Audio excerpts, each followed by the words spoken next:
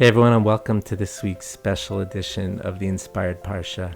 This week we have the incredible privilege to read through Parshas Bo.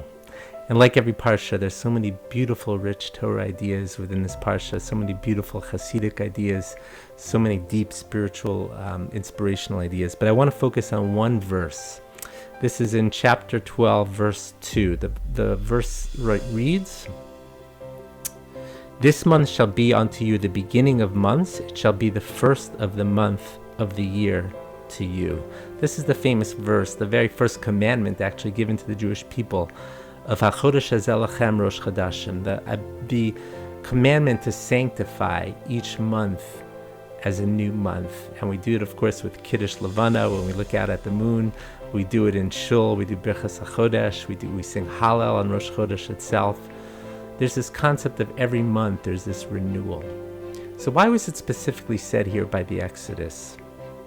So the Shemi Shmuel, the great Hasidic master, the Sakachava Rabbah, Rabbi Shmuel Bornstein, says something beautiful. He says that it wasn't just that God was teaching us to mark time. There's so much more to this than just marking time. It's to show us the ability that we have every month for renewal. God built into this world the whole concept of renewal, that every month the moon waxes and wanes. It gets darker and darker and darker, and just like it seems when it's like completely gone, so to speak, all of a sudden you see this little sliver of light, and the moon once again starts to shine and grow brighter and brighter. And that, of course, is why the Shemi Shmuel explains, that's why it was at the story of the Exodus that this commandment was made. Because the whole idea, the whole story of the Exodus was that we were in our darkest place, that we were beaten with slavery so badly. And right when we were beaten down so badly, that's when the redemption began. Moshe Rabbeinu, Moses, our teacher, came onto the scene. The 10 plagues, God brought us out with an outstretched arm, showed the world his miracles. This is the actual story of renewal and redemption in the Torah. This is the Chodesh. This is the story of the new moon, so to speak, and that's why it was given right in the story of the Exodus. That's why this commandment was given. But there's another beautiful idea that the Shemi Shmuel, the Sakachava Rebbe, says. He says it wasn't only to teach us the concept of renewal; it also was to show us that we have a hand in sanctifying time. Right? It's not only about that the moon comes once a month, the new moon.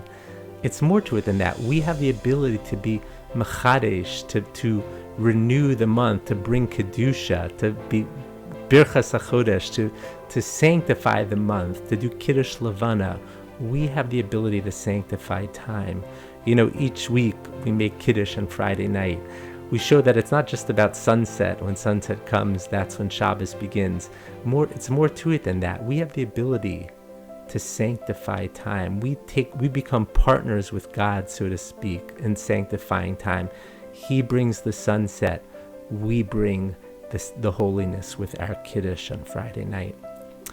It's such an incredible idea that we have this ability to sanctify time, and that each month there's this opportunity for renewal. That renewal is built into the Jewish calendar, and even into the world, into nature.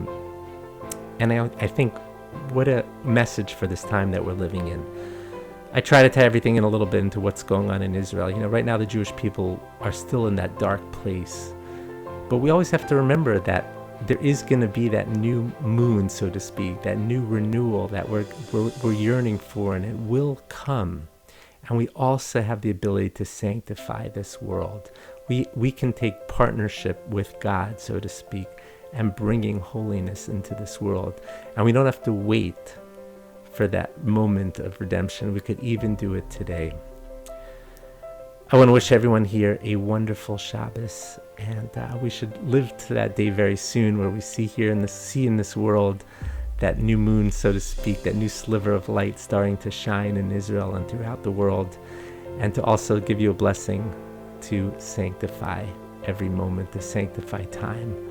And again, thank you so much for listening. Have a wonderful Shabbos.